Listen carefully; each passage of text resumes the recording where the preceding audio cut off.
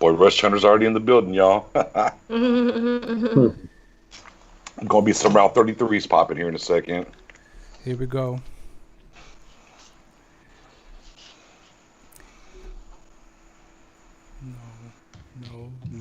No. It's your boy Sid, and welcome to the Dallas Cowboys for Life channel. I want to thank everyone for tuning in, and guys, welcome to Speak Your Mind all the time. I got a big one for you today. We got the Star Gang in the building. Please, Nix, take a minute to introduce yourself. Man, so we appreciate you letting us come on and everything. Let's just come on. We're excited to be here. Excited to be on your channel. Real quick, it's your guy Nix, man. If you don't know, we're on Facebook. Find us easily, Star Gang. We got a page and a group. Follow the page. Come to the group. If you're in the chat, you're going to see our YouTube page, which we're getting to. Go ahead and follow us over there. As always, I got my compadres along for the ride. I got Spoonie and Miss Mary Ella, the First Lady of Star Gang. Appreciate you, sir. How you doing tonight? I'm pretty good, man. Thank you very much again for being on the show. Spoonie, please tell us a little bit about yourself as well, man. Oh well, I'm a big time Dallas Cowboy fan. Very energetic. Everybody knows that. Listen, I've been a Cowboys fan for a very long time. It started out with Michael Irvin. That's my all-time Cowboy favorite. I follow him out of Miami Hurricanes. Good old number 47. We all know the story about him in the Deion Sanders matchup, Miami, Florida State. But that was the beginning of my fandom toward the Cowboys. All right, man. Definitely. It's a pleasure to have you on the show. Let's introduce Mary. Thank you. Mary, again, thank you for being on the show. I'm a huge fan. I'm a huge fan of all of you. Mary, it's very rare that you see a female you know how it is, a girl out there who's a Dallas Cowboys fan who's able to come on camera, talk about as much as the Dallas Cowboys. Like, you're very knowledgeable like any one of us guys up here. So please tell us, what made you become a Dallas Cowboys fan? And do you get a lot of feedback from girls out there that ask what you're doing? So I just feel like I've always loved the Cowboys. It's never been any other team. I'm actually one of the only people in my family who actually watches and keeps up with football. I kind of just had to teach myself all the rules and all that kind of stuff. It's a lot of girls that do bring it up, that think it's interesting, but not to the level of the way I think it's interesting. So I'm definitely a minority in that way, but I like football and I love to argue, and so it's perfect. Right? No ifs or buts about that. I have to say, in that aspect, what woman doesn't like to argue? But we won't go there. I'm gonna leave that one alone. But I'm glad and I'm honored to have you on the show. And I've been looking for a female to come on and represent the Dallas Cowboys. So thank you for being here. Now, guys, as you noticed, there's a lot of talk going on. And, you know, we were talking off camera a little bit about should there be an NFL season. And I'm going to pop it off right away. You know, is there going to be an NFL season? What do you guys think? Do you think that the NFL will do the right thing? It's a big money thing. We all know there's going to be billions of dollars lost in the season should we not have a season. So, Nix, do you think there's going to be an NFL season? And if not, why not? I mean, you know, at the end of the day, I've talked about this for a few months now. I just don't see how it's going to happen. I mean, we can't even get basketball teams quarantined in one location. I mean, every other day it's a new player that has, you know, the virus and what's going on, and we're seeing baseball trying to take off, but then you hear more baseball players also come through and have it. Do I want there to be a season? Obviously, yes, absolutely. Is there going to be a season on time? I don't think so, man. Personally, I don't think so. Maybe we do end up with a season at some point, but you know, I mean, it started with canceling, right? We canceled the Hall of Fame. Not even just the game, the whole thing. Then it was, well, now we're canceling 2 preseason games. Now the NFLPA is back saying, hey, we don't want to play no preseason games, period. and it's kind of laid out something for them to do and then roll into week one. But, one of the things we talked about, or one of the things that I'm big on for sure, is like, okay, well, if your main player contracts it during the season, okay, let's take for instance, let's take Green Bay and Aaron Rodgers, week 4 tests positive. Well, he's done for 2 weeks, maybe 3, depending, We know how this kind of hits you differently. And it waters down. And if it starts there, well, shouldn't you be quarantining the rest of the players? And how's that going to work? The logistics to me seems like I don't know how they're going to be able to do it. That's how I look at it. Yeah, man, definitely. I agree with you on a few topics, and I'm going to jump into it shortly and let you know my opinion. Let's just shoot over to Mary. Mary, what do you think? Would you like to see a Dallas Cowboy game this season, or do you want to put the players in jeopardy? What do you think? I think that the NFL at this point is not even considering it, canceling the whole thing. I think they are going to just go through the motions, continue to see how things go.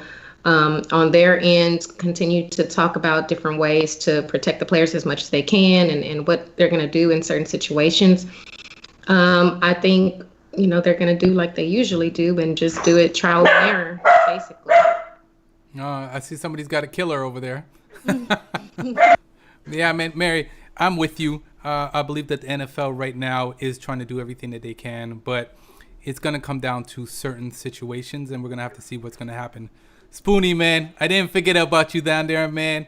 Let's get your opinion. I know you're very adamant, and I like this. You're intense. I've seen you on your videos. You're very intense, so I definitely want to hear your opinion about this whole situation. Listen, I believe there is going to be a season. I'm not a doctor or no expert, but I will say that the NFL wants to have a season. They're gonna, just like Mary alluded to, they're gonna go out, look at the other teams as far as in the other sports leagues, see like what they're doing, gather more information, trial by error. It's like BJ said. I think if anything, they'll start a little bit late. We had this conversation before, and I said I could see them having the season late September instead of the first week of September. As far as like the preseason games being canceled, I've always gone back to say that they have talked about this in the past about having two preseason games to 0. So what? A better way is to practice. At the end of the day, they're gonna have a season. They just might not trial by error, gather enough information and things of that nature. Yeah, man, 100%. And again, I think that I agree with Nix, and I have to say that the players, if one player gets in jeopardy, Zeke, Dak, Cooper, CeeDee Lamb, any one of those guys get sick and we lose those guys for 14 days or whatever the quarantine is, that's going to jeopardize a team's season. So is it right now to go out and have a season? I don't think we should. I think the season, in my opinion, I think the season will start and players going to get sick and then the season is going to get canceled halfway through. I can see that. If we get to that point. So, guys, thank you again for voicing your opinion on what or if there's going to be an NFL season. But I want to talk about the big elephant in the room today. We all know Patrick Mahomes. Patrick Mahomes. I don't even want to talk about this guy because big money. Big money has entered the building. Big money. 10-year deal extension. $503 million, according to his agency, and worth $477 million guaranteed. Now, guys, $477 million guaranteed. Is that really? Me personally, I think that's a rumor, but it includes a lot. I'm sure there's a lot of clauses. I'm sure there's a lot of perks in there to say you'll have this $477 million if you go out and do these number of things, right? Now, the reason why I brought the big elephant in the room and the whole Patrick Mahomes situation, how do you guys think this is going to affect Dak Prescott's negotiations? Now, Dak has, 8 days to sign? Yeah. That's where we're at. 8 days to sign. Do you think Dak is looking at this and saying, "Oof, now I want my money"? If they gave Patrick Mahomes this, I want my money. And you guys think that Dak is worth what he's asking for? Now, there's a rumor, guys, that came out today that Dak is going to sign a 4-year contract for $35 mil a year for the next 4 years. Mary, I got to come. Ladies first. I need to know, do you think Dak is looking at this and he's going to say, I want to get paid? And do you guys think that Patrick Mahomes is worth what he got? So I think that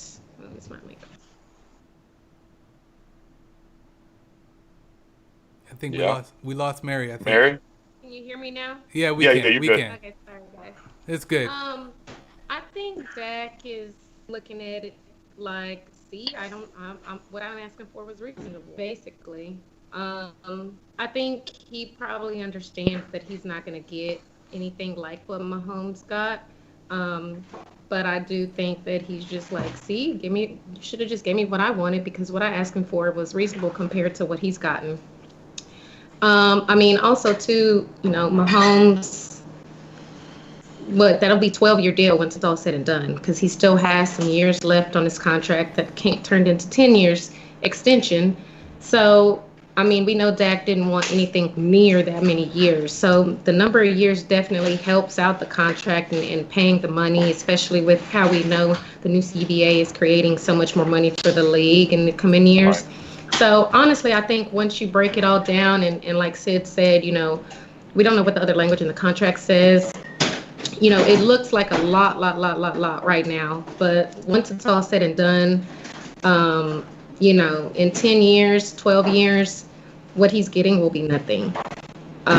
Which is the point we've been making this whole time about Dak too, is that, in 5 years, I mean, we know next year the franchise tag is 37.8 or whatever mil it is.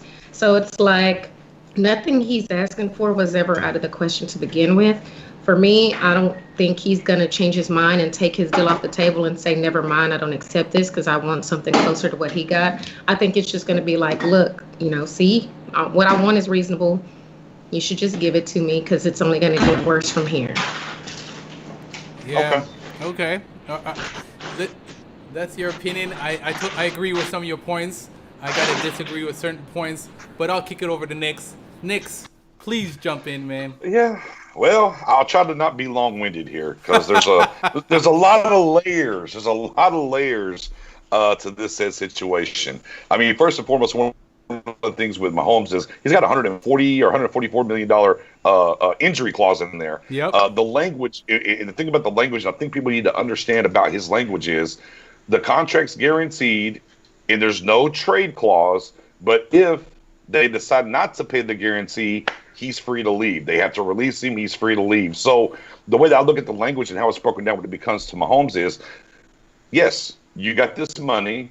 As long as we want you to have this money, you reserve the right to not be traded anywhere, but we also reserve a right to have an out to get out of this contract at any point. Now, as we pivot towards the Dak situation, the thing is, let's remember now, guys, the Cowboys wanted a long-term deal with Dak. Dak wanted the shorter years. And that's what kind of convoluted, besides the COVID, besides the CBA and all this other things that have happened, it's kind of convoluted this situation. It's easy to get a deal whenever a player is ready to sign on the dotted line for 10 years, guys. It just is. So there's why that deal got done, whatever. The thing for me as it pertains to this current situation with Dak is this front office has sat on its hands and now has watched not one, not two, but 3 different teams, Rams, Eagles, and Kansas City, go ahead, extend, not sign, but extend their quarterbacks with 2 years left on their deal. So that helps. The money looks huge, but it helps buffer the money and what it really is. And the Cowboys sat on their hands, had an opportunity to do it last year with 1 year left on the deal, didn't get it done. Now here you are with the tag, right? So if I'm Dak, 4 years, $35 million, yeah. If the $35 million every year is completely guaranteed, sure.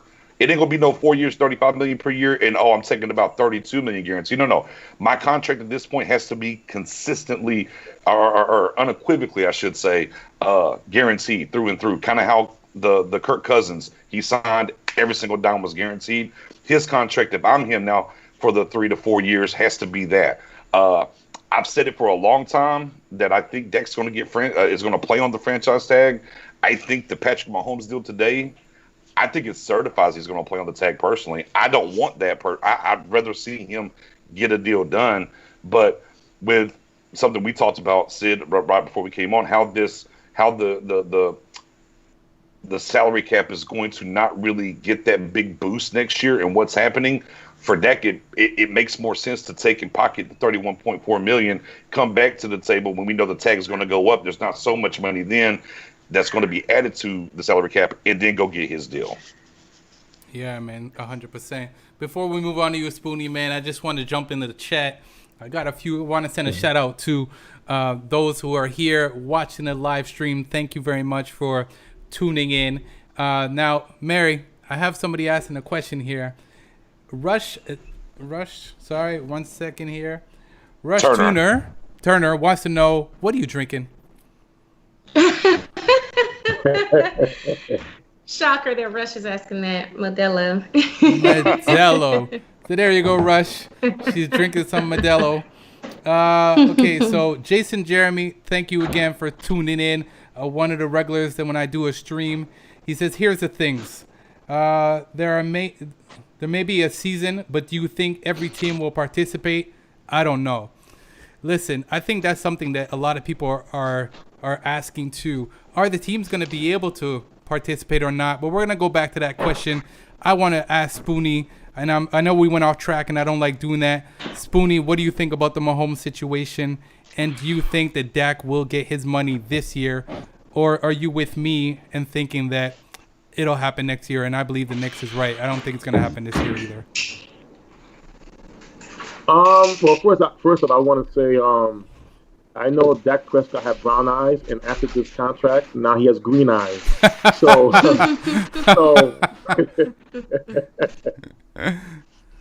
you know, and you know, I've been preaching this since last year, since the beginning of the off season, that Dak Prescott is waiting.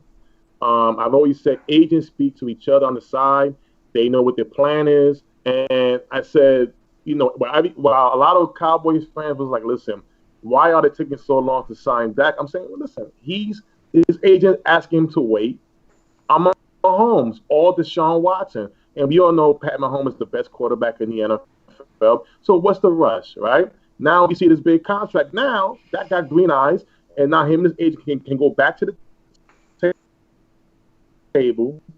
Like I said, about 35 mil, 36 mil, whatever. Now if Mahomes making about 45 per, you can go back extra 40 or 42.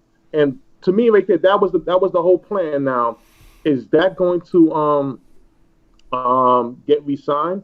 I believe so. It makes no sense. The Cowboys lose out. You have to start over. They have done so much well this offseason with the NFL draft, with the free agency move. Why would you want to risk losing your quarterback, or double giving him more money for the next 2 years? That makes I wouldn't even want to do that. You're losing more money, especially where by you re-signing Dak this offseason in 8 days, you'll get more money back, and you're able to create room to make the team better. That should be the plan. Now, Steven should know this already. This is all the time with any player when they hit that free agency market. You're always going to negotiate offer the next man who's out there. You know, listen, do what you can to get this man in there. I don't know what the deal. You know, they had said the Cowboys offer Dak a deal. We don't know the numbers for sure. Some say 35, some say 40. But right now, with Mahomes getting 45 mil per, I wouldn't be surprised Dak wants to go for between 40 and 42. Do you think that Dak is worth 40 or 42? Because a lot of people out there will say Dak is not worth it. Dak hasn't, gotten us past a playoff, well, one playoff game. Hasn't brought us to the Super Bowl. Hasn't won more than 2 playoff games. Hasn't won us a division. A lot of this controversy keeps getting said about Dak hasn't done this. Dak hasn't done this. Do you think that Dak is worth what he's asking for? Do you think that he's proven? Yes, he put up some crazy numbers. Yes, He took over Romo's job. As you know, he did amazing in preseason. Romo got injured. He took over. He won us a lot of games. But do you think that Dak has done enough to ask for $42 or $40 million a year? I think here's the thing about that. Yeah, I mean, I think the thing about that is, and I think here's where fans get a little caught up in this stuff. Man, it's all about slots. You can go back to whenever Dez was going through, and it was him and Demaryius Thomason who was going to sign, right? Like, whenever you're the next man up, you're the next man up. And that's just kind of how this thing has always worked. So it's not about, well, is he worth it or not? Well, no, he's up. It's time for him to get paid. You know, if you take a look, I mean, and you can easily argue the number 1 and number 2 pick in the same draft that he came out in, Winston Golf, that he is better than his peers, or at least on par with his peers. However you want to look or take that down and rewrite it or whatever the case. And we can probably say, well, those 2 quarterbacks better coaches than what Dak's had already, right? So, you know, the idea of worth is different in the NFL when it comes to it's your time, it's the slot, you get paid. Is he going to get $45 million? Of course not. I don't think that's going to happen. Again, back to what Patrick Mahomes has done in the league, and we know whenever he got drafted, me and a friend of mine, we coined it the legend of Patrick Mahomes grows and every little thing he did, and we sat there and watched, you know, it unfold the last 2 years when he became the full-time starter. But the idea, you know, let's think back, guys, and we all know this, we all heard this coming as soon as the season was over. Oh, Dak's getting $25 million, he's done, and it was laughable. It was laughable to think that Dak was going to get $25 million per year, right? And now, as it's escalated and things have happened and whatever, I don't like the fact that the Cowboys do a lot of negotiations in the streets, and they do that, especially like a Mike Fisher and stuff. They'll leak stuff to try to basically pivot the fan base versus the player. The biggest trick ever to me. Yeah, and the biggest magic trick ever that these guys have done as owners, inside of Dallas, is in general, you get everyday fans campaigning for the billionaire and not the millionaire. So, yeah, I mean, at the end of the day, I want these guys to get their money. It's entertainment. We enjoy it. They're giving up their bodies. It's a physical sport. Do you want it to be in line to where your team can compete? Obviously. I think Dak has proven that how about this one? No matter where you want to rank him, Dak's somewhere between, in my opinion, 6 to 10 top best quarterbacks in the league going forward. When you talk about history and what, you know, a 40-year-old Breeze has done or what a 43-year-old Tom Brady's done, we're talking about as of last season, moving forward, we're looking at the progression. He's a top 6 to 10 quarterback. I've never seen a fan base so ready to jettison and get rid of a top 10 quarterback in my life. I mean, yeah, I don't think, just like what BJ said, and we've had these conversations several times on Star Game. It's not always what somebody is worth, it's what they can get on the market. You know, the Cowboys went into this past season knowing, I mean, you know, we know that Steven and Jerry Jones both are heavily involved in all the owners' meetings and in different committees. They knew where the franchise tag was going to be this coming year and the next year after. They knew their plans for the new CBA and how things were going to increase substantially. So, you know, they knew that, you know, asking for, you know, I guess last year he wanted more than 30 mil. They knew that him asking for more than 30 mil wasn't a big deal. They know the contract he's asking for now is not a big deal. They've just been purposely taking their time, dragging their feet, worried about extra years when they could have had it done already. So, you know, now that we know that the franchise tag is going to be over 37 mil next year, if he's saying here, you know, the rumor 35 mil per year, if he has agreed to that and he's going to sign for that, and all he's asking for is take some of those years off, give me 4 years like I want, they should be very happy with that deal, and they should just move on and let it happen. Right. Listen, I'm going to say this. The same fans, no disrespect, the same fans who are saying don't pay Dak will be the same fans that after him having a great year and now the price goes up, well, we should have paid him last year. You know, listen, I don't know if any fan has been through the Drew Henson era, the Ryan Leaf era, Ted Hutchinson. I mean, listen, BJ, if we had long beards by that time, our beards would have fell off. Just by the stress. Right? Matty wouldn't even want to get the fake beard. That's how bad them years are. So here's my thing: if you don't want Dak as a quarterback, well, give me a plan. Who's available? I don't want a Madden trade, a John Madden football trade. I want a realistic move. Who's his replacement? Now, Right. us being lucky getting CeeDee Lamb, us being, thankful that we have a guy like Willie McClay who recognized talent and able to get, draft gems from the 5th or 6th round, things of that nature. You had a good offseason. Is it a waste? Would it be a waste to not just throw it all away because you want to start over at quarterback? And now we got a good coach. We got a winning coach, a coach who has won a Super Bowl before, right? Coach, very good quarterbacks. And if you look at the history of the quarterbacks he's coached, you can say, well, damn. But Dak Prescott, who basically won this in a questionable offense under Garrett, I wonder what he can do with him. Of course, listen, give him the $42 million. If that's what he give it to, saying give him higher than Mahomes season, somebody else is going to jump Dak in the contract, and he won't be the highest pay or the highest picture. Listen, Dak Prescott going back to 2016, being a 4th round pick, it was an amazing story. And shout out to the scouts who have said that Dak Prescott was a Tim Tebow clone. He won't be in the NFL that long, or maybe put him as a tight end. I mean, how much dollars does Dak Prescott got to show? Hey, I'm the quarterback of the Dallas Cowboys. How many times is he gonna show the fan base? You keep doubting me. Now, last season he had a credible year. Incredible year. Okay. I'm saying stat wise, not team wise, stat wise. But we all saw what the problem was at. Come on. Yeah, and just I guess to put the cherry on the top of the deal for Patrick Mahomes, it is the richest contract for any sports in the United States of America. He beat Trout's contract from the Anaheim Angels, or whatever they're calling themselves these days, by about 50 plus million. So yeah, a lot of money. Yeah, man, I totally agree. And I'm gonna jump on. I want to throw a few comments. But I just want to jump on the chat right now. Okay, so how does a Super Bowl winning QB's contract affect Dak's contract? None at all, guys. Yeah, it's the business of football. Exactly. Super Bowl's a team. Super Bowl's a team thing. And I mean, the quarterbacks get more credit, and they get too much dissing as well. On both sides. But at the end of the day, it's the business of football. It affects it. Period. Go ahead, Mary. I'm sorry. I stepped on your toes. No, you're good. I was just gonna say, to be clear, Dak said a long time ago when they were comparing, Russell's contract and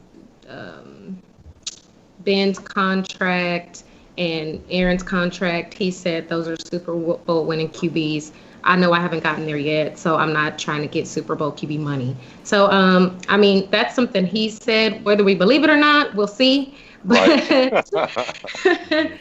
but like you said, football is one of the most ultimate team sports. So, especially as Cowboys fans, we suffered through a lot of the regression in the defense and the lack of turnovers and how terrible the special teams was. So we know that it's a huge team effort, and to put that all on one guy and say that's the reason why he doesn't get paid or we should let him go. Any QB that we get, if we let him go, isn't going to be a Super Bowl winning QB either. So listen, here's how I look at this. There's two things that people don't realize, and one of them is my opinion. This is how, when Mike McCarthy came on board, Jerry Jones, before he offered him the job and everything, there was two conditions. Jerry wanted to know one thing. Was the Dez Bryant, was that a catch? Right. We all know that was one of the questions that Jerry Jones asked Mike McCarthy. The second thing, Mike McCarthy decided to come to the Dallas Cowboys because of Dak, because of Zeke. These were two guys that he was very adamant about when he spoke in his interview, and that he said he wants to work with. He did amazing thing with Aaron Rodgers. He did amazing thing with Brett Favre. Imagine what this guy is going to do with Dak Prescott. So Yeah. these are things that people are not really. I know everybody's saying that the Dallas Cowboys should trade Dak, and they're not going to keep. Dak ain't going nowhere. Dak is the future of the Dallas Cowboys. And guys, this is my opinion, but I'm telling you now, and I'm sure everybody that's doing this live stream right now with me agrees that Dak is the future of the Dallas Cowboys. Yeah, I mean, no matter what, he's already online. I mean, no matter if they get a deal done or not, he's here next year. Hashtag deal with it. Yep. He's already signed his franchise tag. He's your quarterback next year. No matter what happens, he's a quarterback next year. Yeah. So, yeah, And, he's here. Also, too, people always bring up the Super Bowl thing, but I mean, Nick Foles is a Super Bowl winning QB. Does anybody want to pay him $40 million? Yeah. and you know what? I don't care what anybody says. Nick Foles won the Super Bowl for the Eagles, not Wentz. Because even if Wentz wasn't injured, Wentz would not have won the Super Bowl. And I mean, if we're going to bag on the Eagles real quick, I'll drop this one in here. As far as quarterback stats in the playoffs, Derrick Henry's a better quarterback in the playoffs than Carson Wentz. Just look at the numbers. Yeah. You're right. You were correct, sir. You are correct. I mean, listen. I mean, it says everybody's throwing something in. I mean, I might have to throw something in too as well. I mean, if you look at Dak Prescott, if you compare Dak Prescott's stats, he played 4 quarters in each game he has played in the playoffs. How many quarters did they win? Just 1 quarter. That was it. Just one. So that means you're going to see 1 quarter of stats versus 100%. 3 games. Come on. And of course, in the fallacy of, well, the quarterback Super Bowl winning, blah, blah, blah, blah, blah. They got, this idea that some quarterbacks do more without talent around them. Because I hear that a lot in the Wentz versus Dak situation. Well, Dak has all these players around him. I said, guys, the Eagles won the Super Bowl without Wentz. I guess he might have had some players around him. I'm just saying, like, that argument out the window. Exactly. Every single quarterback, even Brady. And coaching is very important. It's the most important in NFL than any other sport, in my opinion. I mean, what did we hear about Brady last year? Oh, he just didn't have nobody around him. I said, oh, really? That's funny because supposedly he did all this magical Super Bowl wins without any talent is what y'all told us. Yep. But now last year, magically, he didn't have nobody around him. Every quarterback has to have talent around him, period. Everybody. 100%. Guys, man, I know the Dak contract negotiation, and that's something that has been talked about since the season ended in NFL. And it's something that we're going to continue to talk about, but we're definitely going to flip it over right now. And we're going to go to another huge topic. And I know, Spoonie, don't get too excited. I know you're going to like this, but we definitely got to talk about Jamal Adams and Clowney. So, well, now with that being said, and I watched your stream the other night, Spoonie, I was disagreeing with you so much. I was like, hell. Yes, he was. Hell. In the comments on no. crazy. Hell no. I do not want Jamal Adams coming to the Dallas Cowboys or Clowney. I don't want either of them. Guys, this is my opinion. In my opinion, Nobi. And I will tell you, there's 2 reasons why I don't want Adams. One, I don't know if you guys know, but Adams is not a good support system in a locker room. Okay? Now, next, I've done my research. And I've watched his highlights. He's had 1 interception in the last 3 years. Okay? That's fair. He's a box safety. Okay? If you look at his stats, and I even posted the stats while we're doing the live stream. Okay? 2018, he had a good year.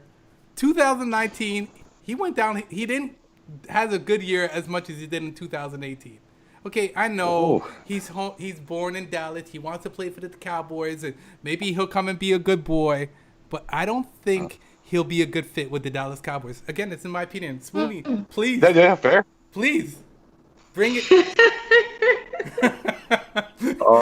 I've been waiting for this. Oh man, Sid, you just Sid, you are letting you start Spoonie up. Sid. All right, That's not Mary, right. Mary, But listen, Mary. since Real quick, we are Spoon, Jamal hold on, Spoon. Mary, you know Spoonie's been waiting for this his whole entire life. Yeah. Let's just go ahead and sit back. Yeah, I'm just gonna get comfortable. Let me sit back. Go ahead, Spoon. But I'm sir. I feel like from Deuce Bigelow when cakes and pies. So now we speak about Jamal Adams, my guy. Well, here's the deal. First of all, I have to disagree with you, Sid, or respectfully. Yeah. I think Jamal Adams is more than a box safety. I followed him through LSU. He's one of my favorite players in the NFL. And, he's only doing what they just asked him to do, in my opinion. They have Marcus May, who is their free safety over there. He's not, they drafted him in the same draft. Marcus May won the second round while Jamal went 6th overall. Jamal Adams' numbers is incredible. It's incredible, especially playing near the line of the scrimmage. He is a beast 24/7. BJ and Mavi have brought up the story about playing the middle of the field on defense and how while you cover the middle of the field, it helps you all over the place. It forces the quarterback to go on the outside. I know BJ's going to tell that story on this topic, so I'm going to let him do it. But here's my thing. One of the number one things you needed in this defense last season was what? Fatties, which we got. We have the linebackers. So now the fatties hold down the linebackers to make the play. Well, in that secondary, I do not feel comfortable at all with a bunch of question mark players, rookies, and a mix of other players who may not be here next season. It's uncomfortable. We have to get a safety. I think Jamal Adams will be a stud in his Dallas Cowboys defense. He's done it on a bad team like the New York Jets. Seriously. If you're putting up numbers, when they're comparing you to your sack total versus a J.J. Watt or Aaron Donald, of tackling, how much comparing your tackles numbers against defensive linemen, normally they're more closer to the line of scrimmage than you are. That kind of tells you something. Now, again, I don't like the term box safety because the way it's been used as if you're a bad safety by being called a box safety. If I had to compare Jamal Adams to any safety in the past, he's more like a Troy Polamalu or Brian Dawkins, where he is going to play that box if asked to and be a force. He can cover your tight end. He's going to do whatever. And guess what? I'm ready for those first-round picks. I would give them up, Sid, without a question, without no questions. You want a first-round pick? Here's a first-round pick. I give it to you. And back there, do we trust what we have? Honestly, we don't know about Xavier Woods. Okay, Cheeto going to safety. I don't retire with the experiments of switching positions. We did it with Byron Jones in the beginning. Now it talks about putting Cheeto there. Okay, how about a Robinson the third? Spoonie. You're gonna have to hold some of this for tomorrow, bro. I'm sorry. That's my guy. I opened up a can of worms. I see it. Yes. I see it. Yes. Hey, welcome to what we deal with, sir. But real quick, I don't want the fan base thinking that I'm saying Hall of Famer. When I'm saying the playing style, his playing style is similar to that, and to Brian Dawkins and Troy Polamalu. That's what I'm saying. I'll tell you what. We got ways to go. Do you want to know how sure I am that the Dallas Cowboys are not going to get Adams? I'll tell you how sure I am, and I'm saying it on live stream. If the Dallas Cowboys get Jamal Adams, I will personally purchase a jersey and send it to you with Jamal Adams' number. But that's how much I am sure, and I'm saying it on the live stream right now. That's how much I am sure that the Dallas Cowboys are not getting Jamal Adams. 100%. So, oh yeah. No problem. Go ahead, Mary, please. Me and BJ are right there with you because, we had a private chat about this, some weeks ago, and we even talked about it on Star Gang, and I said 0.00% chance that it's happening. 0. I agree with Spoonie as far as I do think he would be great in our system. He's an amazing football player. He's a dog. On Star Game, we talk a lot about how we want dogs on our defense that are just got that attitude, that certain swagger that they're just gonna be all over the field. They're gonna get the ball in their hands. They're gonna raise the energy on the field. And I think he has all that, but it's just I don't think the picks are there. I don't think the Cowboys want to give up any of those picks. Yep. And I think the Jets, just because of how Jamal Adams has acted in the past month or so, making it very clear he wants to be traded, making it very clear where he wants to be traded, that, them knowing that he really wants to come here over any other option, they're just going to make it that much harder for the Cowboys to get him. We know that before that they were interested in O-linemen. I'm not parting with not one O-lineman. I'm not parting with Michael Gallup.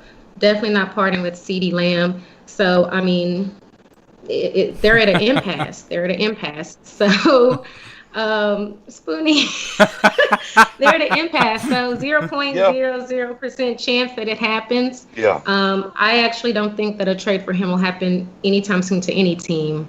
They haven't even given him, permission to seek that trade or to talk to other teams. So I just think that we'll be seeing him in a Jets jersey for the foreseeable future. Knicks, man, I need you to chime on to this one quickly because I know Mary's very busy this evening and she's only with us till about 8:30.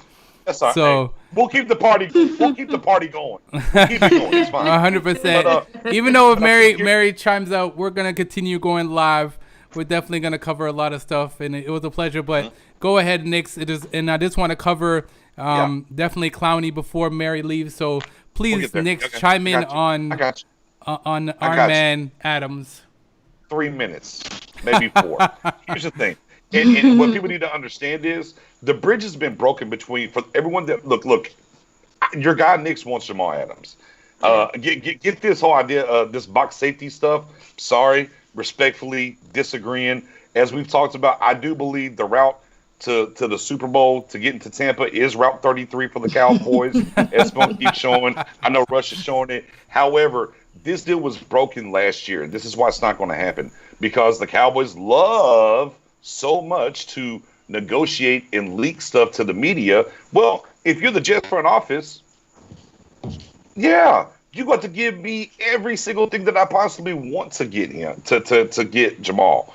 And the Cowboys screwed their chances last season at the trade deadline, in my opinion, right there. Now, fast forward to this side, and I think what Cowboys fans need to understand is, sure, he got caught on, which was a terrible job, as Mary said. She could have did a much better video of the guy who caught him outside and was using the G-Wagon, I guess. Yeah. Hey, you come to Dallas. He says, I'm trying to, everything. Well, be clear. He gave the Jets a 17 list. Sure, are the Cowboys at the top? I'm sure they are. But at the end of the day, he's welcoming trades to anywhere. That's why you heard about San Francisco. You've heard about Baltimore, different things like that. Would he love to come to Dallas? Absolutely. But between the two things that have happened, A, the bridge burning at the trade deadline last year, and B, him consistently saying Dallas, Dallas, Dallas, it's just not going to happen. I would love for it to happen. I will say this. If there's any chance of it happening, it won't be before the season. It'll be at the trade deadline again. And I think that's the only chance of it happening. Yeah, man. I just want to I saw something across Twitter today, and I want to read it because it's exactly on this whole Jamal Adams situation.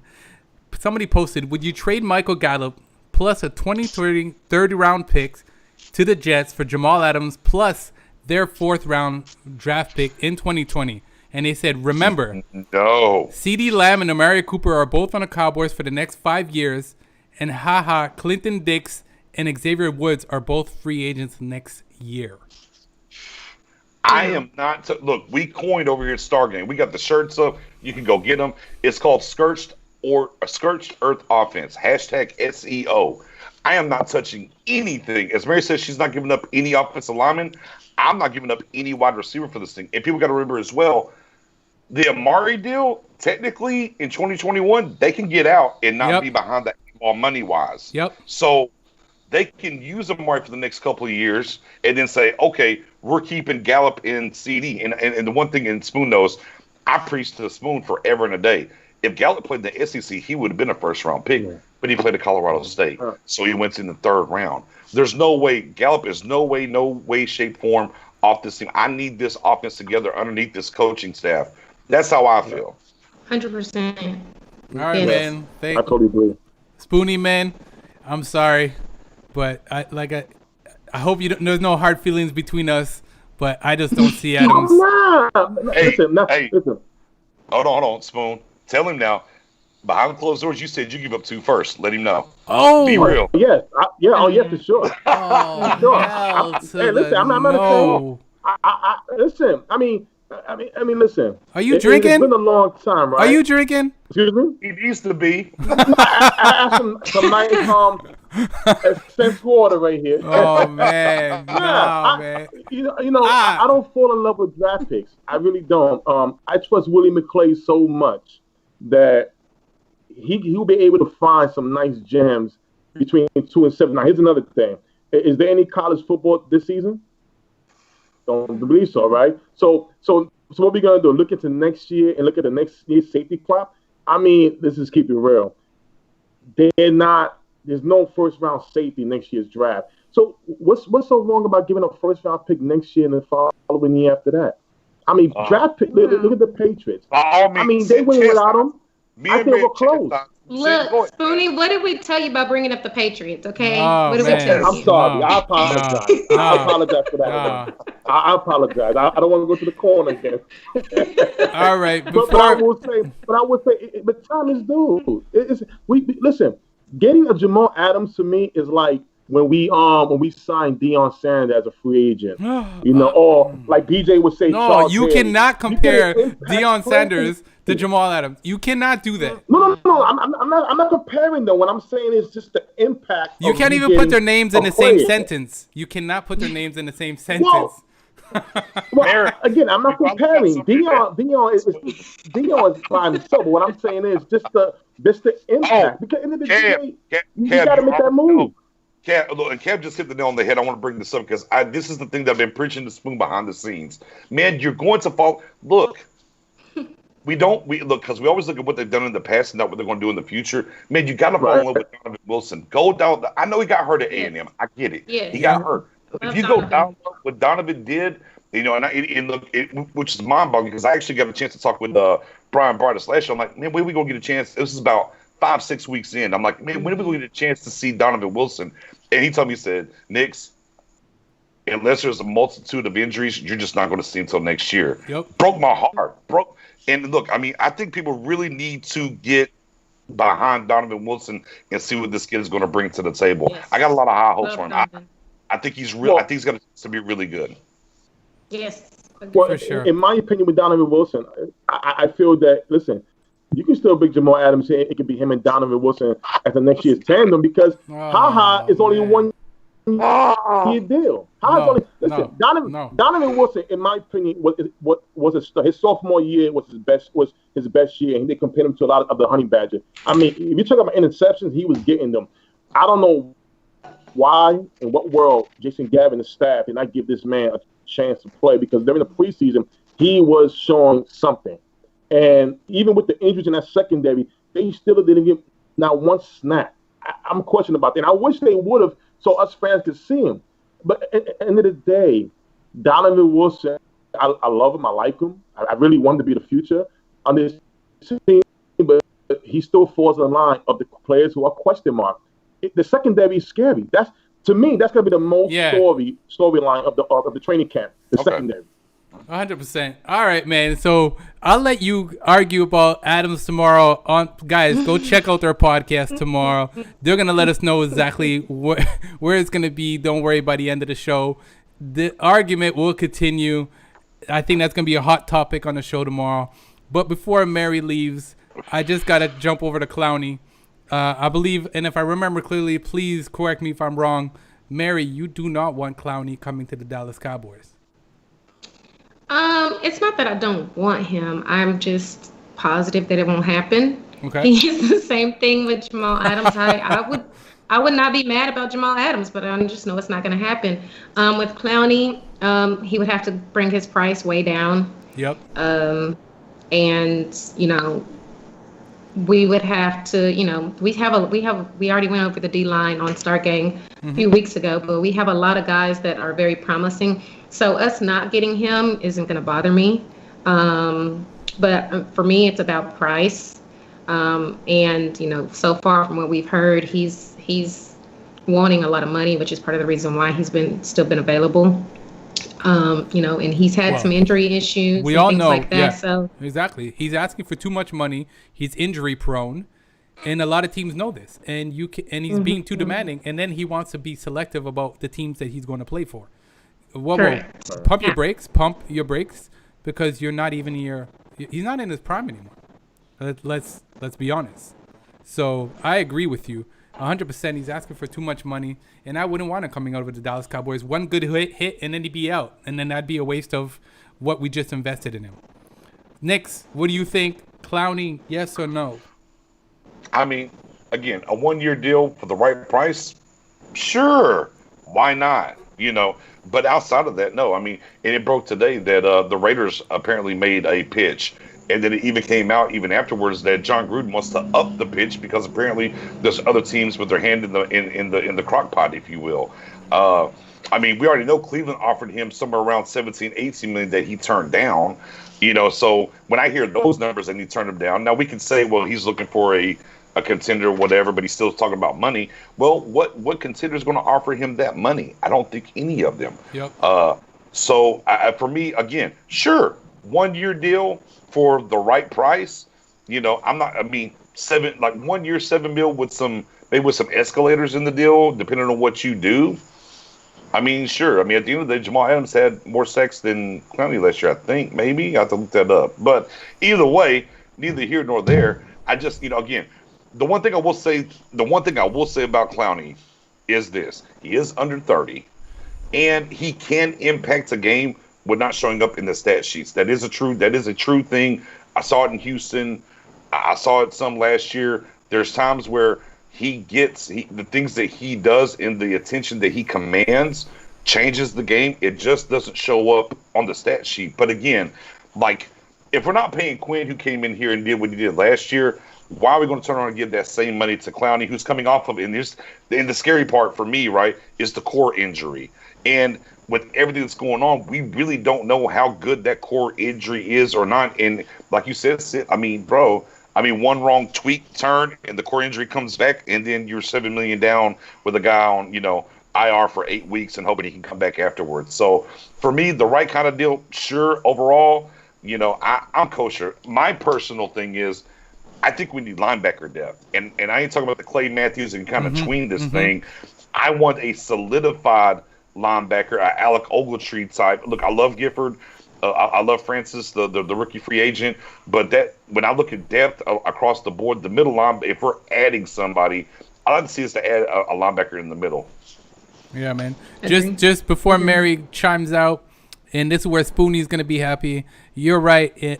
Adams had 6.5 sacks last season, and Clowney only had 3. So... I'm 33. Mary, it was a pleasure having you on. I'm really sad to see you go. Would have definitely liked to continue this going with you, but I hope that we'll get together and do this again. Let the fans know where to find you. Your Twitter name is up there, as you see, at StarGangBeauty. Speak to the fans. Thanks for watching, guys. Thanks for having us on the show. We really enjoyed it. At StarGangBeauty on Twitter, on Facebook, Mariella Bowers. You can find me on the StarGang page and the StarGang group. Follow us, support us. Tune in tomorrow because we'll be on at 8 Central Time. Yep. And let's pray that there's a season. Let's pray everybody can be healthy and this thing, evens out. And y'all have a good night. Same to you.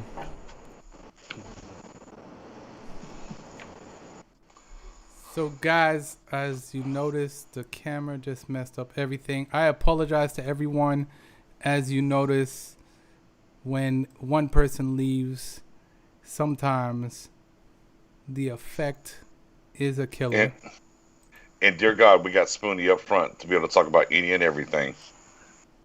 Yeah, Oh, yes. About 33. I'm good. About Don't roll with 33. it. It's all right. Look, they got my face halved up. I see it. It's fine. We'll work with it. We'll work with it. We'll fix it. Yeah. We're gonna get it fixed. Yeah. We'll work with it. Spoonie, while he's fixing it, Spoonie, Clowney, go for it. Oh, well, listen. I'll take Clowney for 1 year. If the price is right. Well, okay, $9 million. Hold on. What is your right price though, Spoon? Oh, $9 million. It's like we spoke about before. $9 million. The rest would be incentives.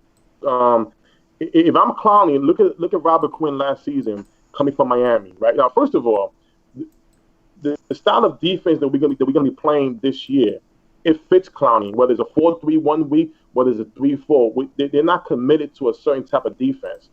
They may start the game at a 4-3 and continue 3-4.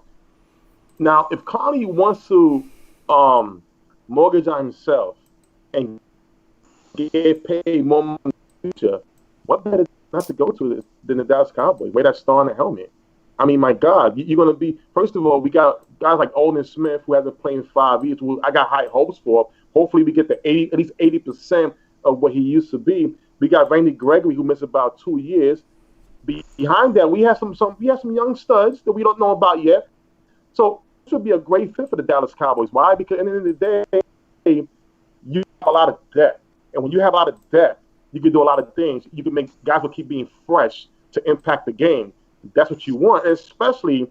I mean, my God, what do we have, BJ? How many first we got? We got the two guys in the middle. Four first-round picks. You got Cole, you got Jerry McCoy. Alden Smith, you had yeah. I'm like, look at this defense. Look what I'm surrounded by. You know what I'm saying? And I think, in my personal opinion, for what he had and used, J.J. Watt's a stud. Okay, that's one guy. And see, well, you got Bobby Wagner. Hold on. And in Clowney's defense, one of Clowney's best years in Houston was whenever J.J. Watt was on the shelf, to be honest. Yes. Yes, it was. Yeah. And even last season with the Seattle Seahawks, he was top in rushing defense. I mean, he was getting tripping. So he helped free up other players to make plays. So why wouldn't we want him on this team? Now, I'll tell you this, like BJ said earlier about the core injury, that's the reason why his price is dropping. Now, if you want to go settle on a bad team, if you go to the Raiders and, okay, they give you your money over there, that may be it for you. But if you come to the Dallas Cowboys and you show that impact that Quinn did, remember, Quinn got $15 million with the Bears. Off of the good season he had he's 30 years old. I didn't see that coming at all. No, I don't think any of us did. I did not see that coming. I don't think any of us did. So if I'm Clowney, I'm definitely want to try to make a deal right with the Dallas Cowboys for 1 year and up my price for next season. Show the world, hey, I'm healthy. I can impact the game and get a nice 3 or 4 year deal.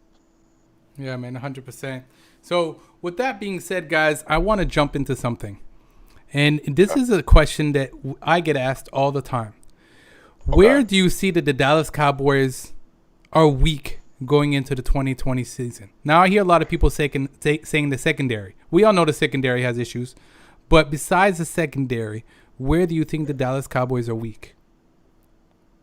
I mean, low-key, I don't think you can judge the secondary. And for me personally, I don't think the secondary is as weak as people want to give.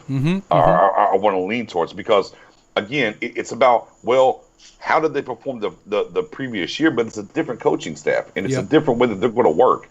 And we know they want length and press and do things. And so, like, to me, I'm not really that scared of the secondary. Honestly, I'm really not. I think a lot of people are, just because of past history.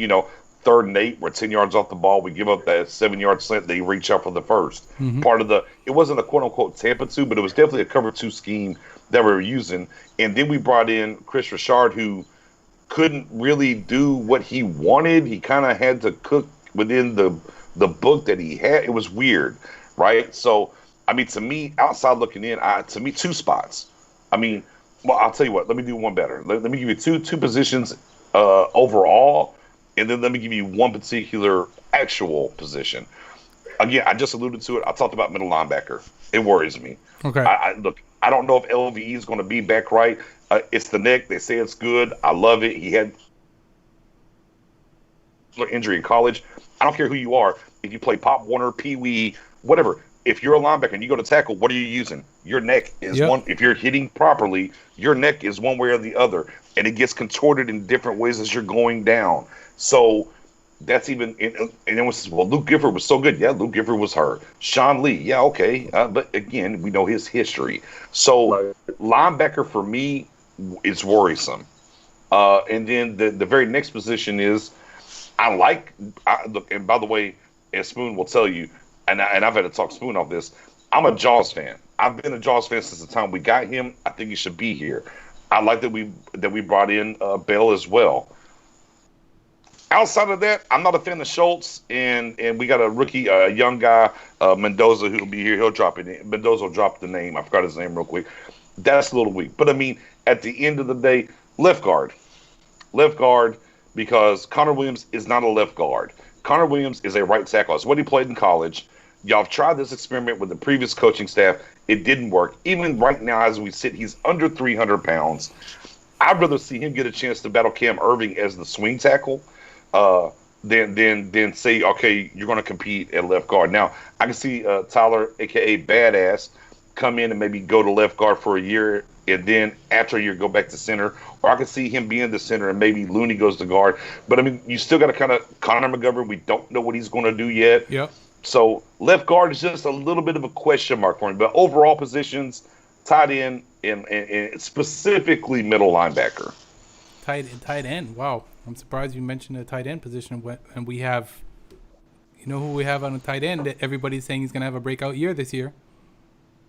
Hey, I'm a Jarwin guy. I'm a Jaws guy. Yeah. I am. That's what I said. I'm Team Jaws. I'm Team Jaws. But after Jaws, what do you have? Yeah, no, it's true. It's true. He has big shoes to fill.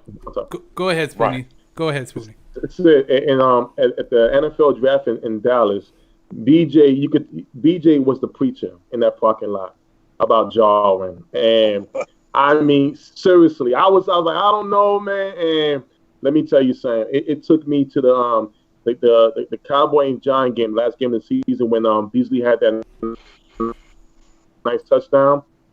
Like that game, that's when Jarwin went off like 3 touchdowns, like over. That's when I know BJ was right, but he's something. He should be something this season. Yeah, man, 100%. I think I agree with you. So Spoonie, same question for you, man. Where do you think that the Dallas Cowboys are definitely hurting this year going into the 2020 season? Okay, if I'm not going with the secondary, I'm going offensive line. Is a couple of key points BJ already said already. Center and guard. Right now we lost Frederick. Now we know Looney is he took over Frederick when he first was out for the year. Did a solid job. Yeah. But again, you got Tyler Badass that we drafted out of Wisconsin, who I think is going to be a stud. And we talked about that once we did our NFL draft preview of guys that we hope the Dallas Cowboys will get. So the center position is up for grabs, and also at guard, Connor Williams is not your regular guard. He played tackle in Texas. So Connor McGovern is supposed to be the guy that takes over that position, or they want to take over that position, but we don't even know, is he going to be the guy? He has to beat out Connor Williams for that job, so that's going to be kind of tough. So if I don't choose a secondary, offensive line is the there's no Suafilo to fall back on this year either, like we've had in the past. And that supremely hurts us as well when it comes to that. And of course, we know Tyron Smith with the back is going to miss 2, 3, 4 games. There's that. So Nix, you brought up something. Go ahead, Spoonie. My bad. No, I was going to say I'm very high on Mitch Hyatt in case something was to happen on Tyron Smith. Mitch Hyatt out of Clemson. That's my guy. Undrafted free agent we had last season. Yeah, 100%. Nix, you brought up something that I've brought up several times in my videos, and LVE. Is he going to be 100% coming into the season? Because, listen, a neck injury is a serious thing, and that's always going to play in his mind. Like, we all know, is it something that Now, you mentioned something. I don't watch college ball. I know I should, Right. and it's something that I want to start doing this year. And I think you mentioned this was an injury he had from college ball. Is that what you Right. mentioned? Okay, so Right. You're right. So this is an injury he had from college ball. Then he re-injures it again in the NFL. Now that's something that's going to be in the back of his mind. Now LV is a young guy, and I'm sure doctors were like, "Listen, we don't think that you should go out there. We don't know what doctors are telling this guy, and he might be making a decision to say, "Hey, this is what I know. Football is where my heart's at. I'm gonna go out there and do my thing." And then we also, I'm sure in the back of his mind, he's gonna have to, when, like you said, when you drop down and you go in for that tackle, is he gonna be scared to go out there and do those hits like as hungry as he was before? Is this gonna affect his gameplay? Now, I believe that it's going to. I don't think LV is coming back 100%. So, with that being said, who's our backup?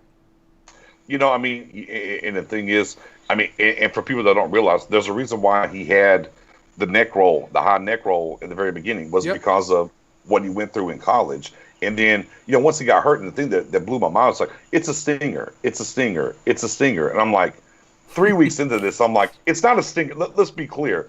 It's not a stinger. We're a stinger 2 weeks, okay, maybe. Yeah. 3 weeks, 4 weeks, so on and so forth. No, it's bigger than just a stinger. Yep. But I mean, with that being said, if we're going just into the middle linebacker, because Jalen Smith, who has played middle for us, but we've heard he's going to be more of an edge guy, rushing. Yep. They want him coming forward, right? So that leaves you with you got Jones, which some cats last year said he would easily be a starter around the league, so on and so forth. But we haven't seen him. That's why I was campaigning to bring Malcolm Smith back, because once we brought him on and he got to play, he did pretty good for us, and he can man that middle. Former Super Bowl MVP, wasn't going to cost you a lot of money. I would have loved for them to bring Malcolm Smith back. But now, to me, it's Sean Lee, D. Jones, and Bernard, the rookie free agent and Gifford from last year. So, I mean, not a lot to stand on, because, again, Gifford was a rookie free agent who ended up getting hurt. We know the history with Sean Lee. And then, of course, we have another rookie free agent. Hey, played great at Utah, right? I mean, former teammate of Bradley Ane, right? Mm-hmm. But what do you really have there? At the middle line, could you take Jalen sliding back into the middle? Sure. But I mean, outside of that, the Alden Smiths of the world are going to be on the edge. You kind of know that. So it's a sketchy situation. Now, we've had talks about a Clay Matthews, because he can edge you in the 3-4. He played middle in the 4-3 up there in Green Bay. For me, I kind of equate Matthews at this point, and again, I mean, maybe it's the long blonde hair and whatnot. Kevin Green at the end of his career was a monster off the edge rushing the quarterback, but he wasn't going to give you much else. And I don't think Clay Matthews is the answer to bring depth into this middle linebacker core. Malcolm Smith, Alec Ogletree, it would be some names that I would like to see get brought back in to help booster the middle. Because I'm with you, I don't know, and we won't know, and especially with our preseason games. Yeah, man. Bro, we are not going to know till week one. Yep. If LVE is going to be okay. And that's a scary proposition. He's supposed to be the guy at middle linebacker for you. Yeah, man. Spoonie, and I do see this talk about March Lillard. Hey, I love March. Joe Thomas, I have more faith in Joe Thomas. March Lillard, though, I just want to grab a comment real quick. He's a great special teams player. Yeah, man. I just don't know about to be an every down linebacker personally. No, man, it definitely there's so much right now that's in the air, that's just up there in the air, because I was saying this before, canceling 2 preseason games is guys, I don't think that people realize how much this affects a team. Yes, I'm with you. I'm a fan. Look, I'm a fan of preseason. How are you gonna evaluate guys properly? Mm-hmm. You're eliminating 2 key weeks, and then some players are fighting for that job. They need that 4 week to go out there and fight for that job. Now you're giving them a shorter term, and so what? If a guy has a bad week 1 week and has a good week, you're gonna cut him because people are not realizing preseason. People are like, oh, I hate preseason. No. I love preseason. I love it. Yep. Yeah, I love preseason. Me too. Look what Dak did in preseason. I don't want to go back on the Dak topic. Just for the Cowboys, if not for bigger preseasons, you don't get a Tony Romo and you don't get a Miles Austin. Forget Dak and what he did. Go back to those two undrafted guys and what they ended up being for this franchise. Preseason matters. And I get it. People are like, I'll get it out of here. It don't, whatever, go do this. No, it does, because we already know the first 3 weeks, the starters aren't going to play a whole lot. Yep. But for those guys that are fighting for a job and trying to figure it out, it has to happen. And again, people wonder why, the first few weeks of the NFL season is so sloppy, is because they've kind of altered it where they really don't even play their starters much until the fourth week. Yep. Well, the only way to practice football is to be with live bullets. You can't get in the batting cage and have people. It's different. Basketball, baseball, it's different. You can practice differently. In football, if it's not live bullets, you can't get ready for it. If you're not contacting, you can't get ready for it. So as we get rid of preseason, just understand the first quarter, because I believe in the NFL season, for me personally, I divvied up by quarters. It's 4 quarters of the season. Now, obviously, we'll get a 17th game that's going to kind of change things a little bit, but for the history, I divvy up in quarters. Just understand the first quarter of all the seasons going forward without preseason, it's going to be sloppy, hella sloppy. Yeah, man. Spoonie, before you chime in, oh my word, 88. Who remembers Zach Minter?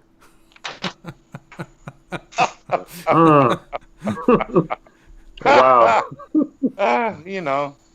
What? You win some, and you lose some. Yep. Yeah. Spoonie, chime in, man. Yes, sir. Preseason. Ouch. No? Oh, no, I love it. No, I love it. We need preseason. I know with the first 2, you're talking about cutting down. The last 2, you got to give it to these backups. Again, just like BJ said, how can you know what you have if you don't see what's going on? Practice and preseason, 2 different things. They're not for the starters, but they're just there to see what you guys fall. Who do you trust? If we have a major injury and as a starter go down, who do you trust as a backup guy, and things of that nature. And then especially sometimes you got guys who are cut from other teams, and you have a hole in your position. You may look at some tables with this one guy down on another team, and he's available. You want to grab him. So that's why it's very important. I know earlier today we spoke about safeties and Jamal Adams. Well, like BJ said about Donovan Wilson. Donovan Wilson had a great preseason. Right now, if we had no preseason, people say, "Who's Donovan Wilson?" Yep. Right. Again, it shows. It kind of is guys like that, that shows what a guy can do for your future of your franchise. And Spoonie, let me piggyback and even dig deeper as it pertains to the Cowboys just last season. If it's not for preseason, who led wide receivers in yardage in preseason? Vince O'Brien for Cincinnati. Yes, he did.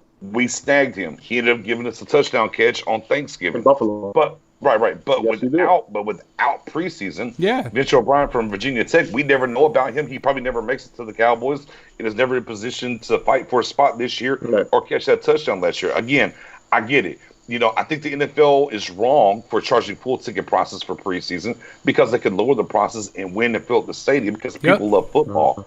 But that's their problem. And you're going to win on all the jersey sales, merch sales, all the Cokes, the hot dogs, the beers, and what you're selling. Yep. Yeah, you're gonna win on all that anyways. But stop charging full price for tickets. Look, just make every single ticket first come first serve, $50 no matter where you sit. You'll fill the stadium, you'll make the money, and you give these guys. Look, to me, it has to be one of 2 ways. If you're going to completely eradicate preseason, then you absolutely have to find a way to develop a spring football per se minor league for the NFL. Yep. There has to be a pivot. I'm okay if you want to get rid of it, that's fine, but you got to find a way to give these teams a way to get this talent and go forward, in my opinion. Yeah, man, 100%. Yeah, man. Listen, guys, I hope we have a season going into the 2020. We got to do things. Yes, fingers crossed, Knicks. I'm with you. Guys, let's all pray to the football gods. Let's please beg to make things.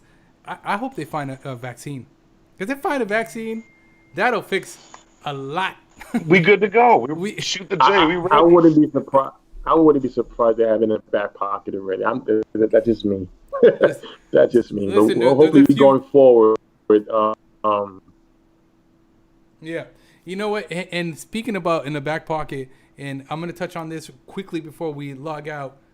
And I didn't say it earlier, but I think Dak's contract has been done for a while. I think it's been done. I think that they're just been waiting to see what's gonna happen with the season. That's what I think is happening, because think about it this way, and this is why I didn't touch on it, and I want to say it before and I didn't get a chance. But think about it this way. There's no season. Dak doesn't sign, right? But he signs, there's a season, and then he could have held out and waited for more money next year. Guys, I believe the contract is done. They're just waiting to see if there's going to be a season. But now, with 8 days, it's getting crunch time, and they're probably sitting in the back office and saying, well, right now it's still up there in the air. If we're going to have a season, we're either going to get this contract done, or Dak is going to be on a franchise tag. And I think that, me personally, I think it's going to be smarter for Dak to sign this year than wait till next year, because I believe if he waits till next year and we don't have a full season, he's going to lose out on some money. You know, how about this? Let me deep dive. I'll co-sign that with if we go off of, they want the headlines from out of Frisco. It would make sense as if the deal was done. Well, don't sign the deal yet. Come sign the franchise tag. Let that news cycle happen. Yep. And then come 15th, we'll show up, do what we need to do for that, and get another run. I mean, as even today, which is funny, I was on Twitter, and as everything was breaking, and for hours in on the Mahomes deal, you know what was trending? Dak Prescott. Yep. Go figure. So maybe that's the reason why. And Sid, and look, maybe you're onto something there. Maybe that's why he came in and signed the franchise tag, or he signed it and sent it in. Excuse me. Posted the picture with the cowboy hat on Instagram, the whole nine, because the deal's already done, and they're just going to wait till the 15th to get that news cycle. Maybe you're onto something. Listen, you're onto something. They did that with Dez. They waited till the last minute. Zeke, right? They waited till the last minute. Jerry controls the media. The Dallas Cowboys have always been the most talked about team in the NFL, right? Am I wrong, Spoonie? Yes, you're right. Listen, I keep saying it all the time. We are America's team. If you want to ask why we America's team, well, go to ESPN. Yep. And First Take. Go to Fox. What do you see? Dallas Cowboy headlines. I mean, listen. It could be another quarterback in the same situation. Nope, he's not a Dallas Cowboy. Yep. And that's what it's all about. Listen, why wasn't it hashtag Deshaun Watson? No. Yeah. Hashtag Dak, and he already signed the tag. Listen, this is all about. And Jerry Jones loves to sign his guys and stop friends. Big media. He loves that. He drags it out. He always says. Drags it out to the last second.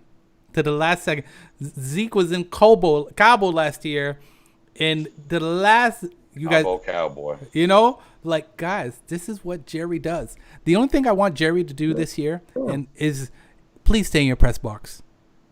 He's got it, or on the boat. With the do-rag on, right? He drafted well from the boat. Yeah. Maybe on the boat. Yeah. So please, because he's the only owner that if a team is doing good or bad, he's in the locker room for 2 seconds and out talking to media. Do you guys see any other owners doing this? Well, he's the GM though, so you got to take it with the good or the bad. I mean, that's just what. That's what he's. Hey, bro, that's what he's done. I mean, he's a GM. He's going to be the face. You know, and I think a lot of people misconstrue that. I mean, look, at times he does it to take bullets for his coach, and people don't really understand that. Yeah. Now, with that being said, I get it. Yeah, you want to be a little bit more maybe Robert Kraftish or whatever. Hey, okay, fair, whatever the case may be. But here's what we know: if you signed to be a Dallas Cowboys fan, you're just going to hear from Jerry. Either way, it's going to happen. From Jerry and the Cowboy haters. Oh, yes, you already know. Of course, you already know. Yeah, man. I'm surprised. I'm surprised we didn't have no trollers in the chat tonight. I'm really surprised about that.